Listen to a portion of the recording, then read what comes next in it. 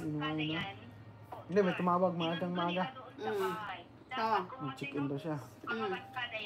Meron. Chicken na.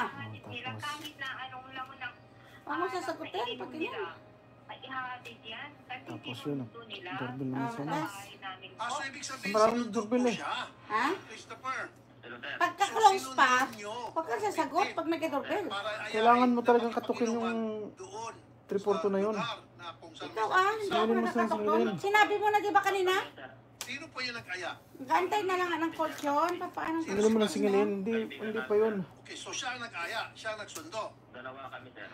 Okay, Sargento Garces, Sir, itong apat, make them persons of interest. I'm telling you, I smell something fishy here. Dapat kung sinundo siya ng tropa niya, nung malasing, hinatid. Babae pa man din. Sino itong si Baste? Nay, kilala niyo po si Baste, Nay? Hindi ko po kilala, sir. Hindi ko pa yung nakita kung anong itsura ng tao. Sino? Okay. Tama, hahatid Christopher, talaga. bakit sumamas yung victim dito kay Baste? nag-chat sila, sir.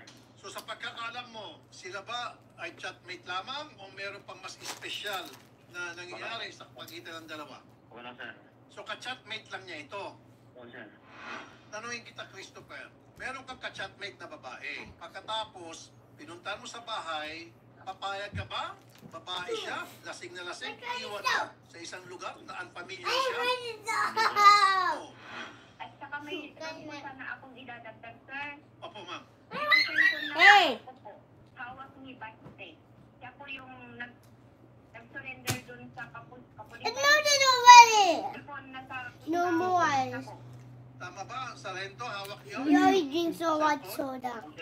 No milk. I provided them. Now I was melting. Request number 1, itong ka-chatmate. Sinasabi ko sa'yo. Kung sino I yung went by the grass. person And of you interest, tama. take it and then. Tama, yung person of interest mo rin sila. Oo, sir. Christopher, willing ka ba? Palay detective test. Oo, sir. Si Baste Yaon. Now you see this what happened. Sa barangay, para kausapin at para magbigyan ng panig, ayaw. So, Sargento, nakausap niyo na po itong si Baste? Now you see this what happened. Si Baste. Wala namang po maalala, sir. Oo, sir. Opo, dahil sa sobrang kalasing daw. Sir, hindi ako naniniwala. Kahit na anong lasing ng tao, alam pa rin niya ang ginagawa niya. Kasi bakit siya nakauwi, di ba? Alis si Christopher po yung nagdala sa bahay nila, si Basti, dahil hindi na po kayang umuwi. Regardless, sir. Christopher, ikaw ang nag-uwi kay Baste. Nagsabay lang kami, sir, pero hindi ko inatid sa bahay nila. Paano po nakilala ni Dayan itong si Baste? Sa chat lang, sir. Okay, habang nagiinuman, ano po yung mga napag-usapan Patro? ni victim at saka itong si Baste po? Tinatanong ni Basti, sir, kung may boyfriend na yung babae. Oh, okay. Anong sagot po ni victim? Wala, sir. Magandang hapon po, Major Dulawan, sir. Para sa akin, mukhang meron pong foul play po dito. Base po sa mga kwento. Now, malalaman na lang po natin ito pag tahi-tahi natin kung ano talaga yung totoo, whether may foul play ba dito o hindi. Kasi yung mga Kahit yun, kwento na sinundo, tapos iniwan ng isa, tapos nahulog na lang sa septic tank. So gusto ko po yung sana po pumayag silang lahat sa lie detector test at saka yung autopsy report po at yung posibilidad. Oh, 19. Bilang kung siya pa ay Ayan. na-rape. Yes, sir. Yes, sir. Yun po yung isa sa mga... Ano? Tingnan, open mo ah. 12.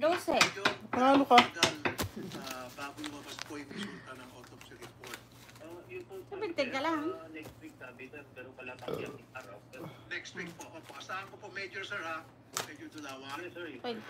Nay, Ten for now, daw. magpapadala po kami ng tulong. 10, sa inyo, 20. And then, Ano na namin ganyan, 10? kaso hanggang sa malaman natin kung talaga totoo. Magpapapunta po Baklas lang yan, ng may alas reporter ako ay. para magtanong-tanong din po. Mag-imbestiga din kami.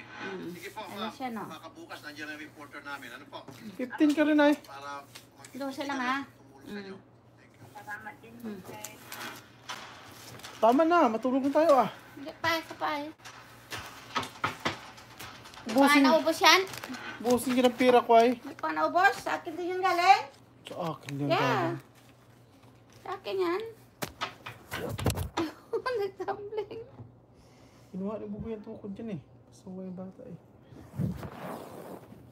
Agoy, kasarap ang hiniga ng ano. Aso. Ayos ka na nga.